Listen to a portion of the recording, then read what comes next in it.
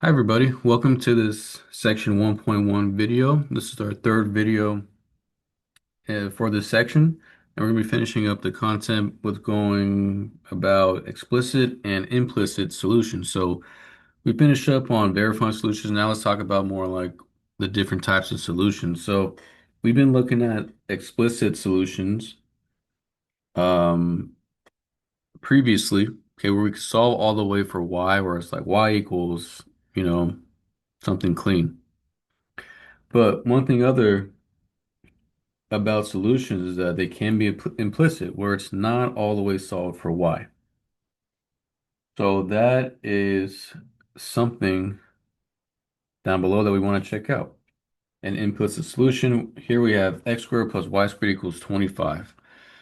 So here we can specifically solve for x or y and plug in to the differential equation dy over dx equals negative x over y. Um, it's implicit, so we can't isolate anything. So we're still talking about differential equations, so we still want to take a derivative and see what we can come up with. Um, it for sure is a solution, so let's see how that works out.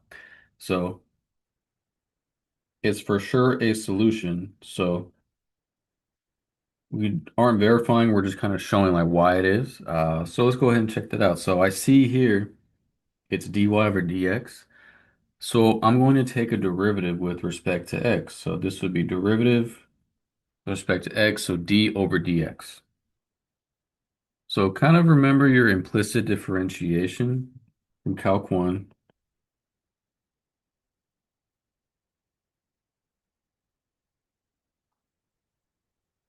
Okay, so kind of remember a little bit. If not, it's okay, just Google it really quick. But implicit differentiation, this would be 2x. With respect to x, we just take a derivative of x variable normally. But when we take a derivative of something other than x, another variable, we pick up like a prime, right? So this would be 2y times dy over dx. And then derivative of a constant is just 0. Okay, so we this is a solution. Let's see how it works out. So what I'm going to do is subtract 2x to both sides. So this would be 2y times dy over dx equals negative 2x. Then I'm going to divide both sides by 2. So I'm going to cancel out the 2's. So this would be, or you know what? I'm going to divide both sides by 2y. That's a less of a step. This would be dy over dx equals negative 2x over 2y. Then the 2's can cancel out. And so I'm left with dy over dx equals negative x over y. So here we'll say solution.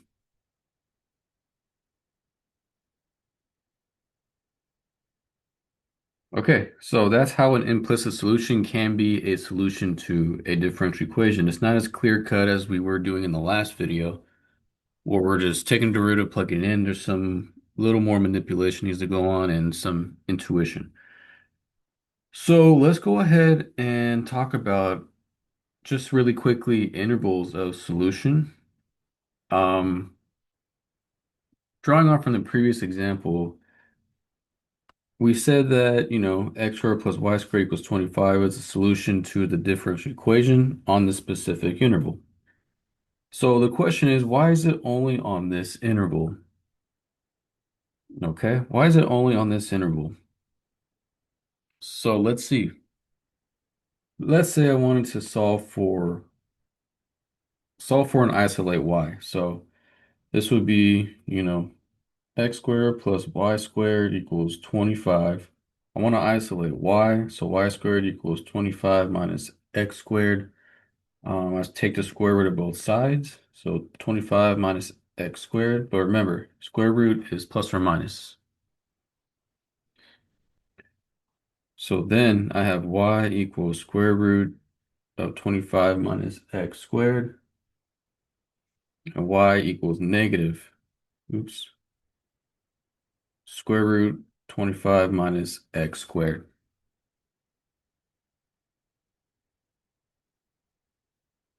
So why does it have to be between -5 and 5? Well, that's because inside the square root, any x value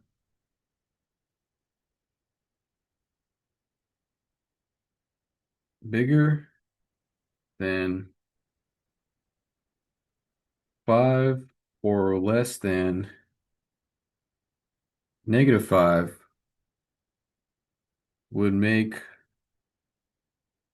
this a negative root, which means no solution. Okay?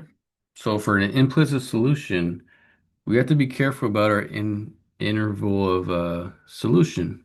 Okay, so anything between -5 and 5 is okay, but outside of that, it would make the square root a negative number and it means no solution. Okay, we're not dealing with imaginary numbers, we're staying in the real plane, so we can't have that. So that's our interval.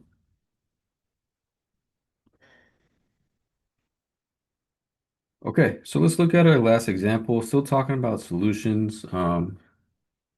So here we have a differential equation, dy over dx, x, y to the 1/2, and we're saying a solution is y equals 1 over 16 x to the 4th. So we're talking about an interval solution, interval of solution that makes this DE true. And so let's rewrite this a bit to help see a little better. So dy over dx, this means x times square root of y. Okay, so this is just a x value. I don't have any roots over the x. I don't have any divisors for the x. So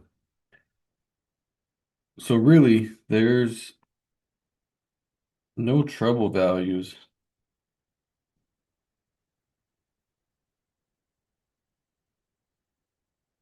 for x. Okay, there's no trouble values for x. Um, can't be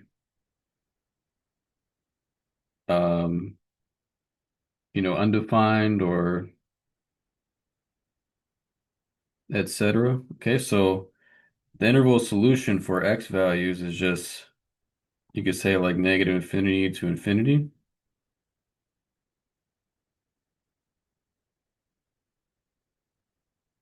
But for y values, there definitely is an issue because we have a square root of y. So here we could say that y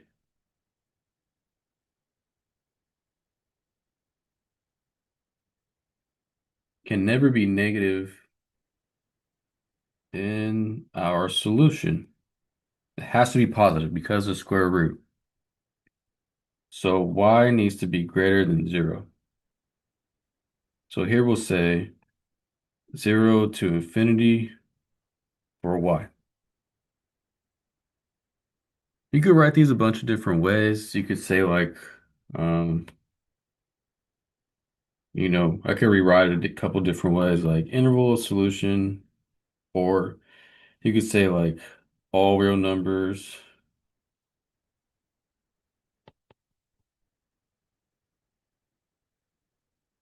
for x, and then you could just say like y greater than 0. Just different ways. But yeah, so that's a little bit about interval solution, just to give you guys an idea of how that relates to differential equations.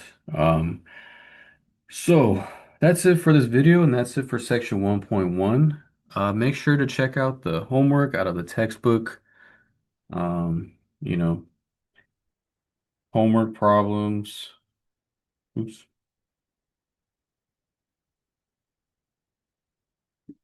Homework problems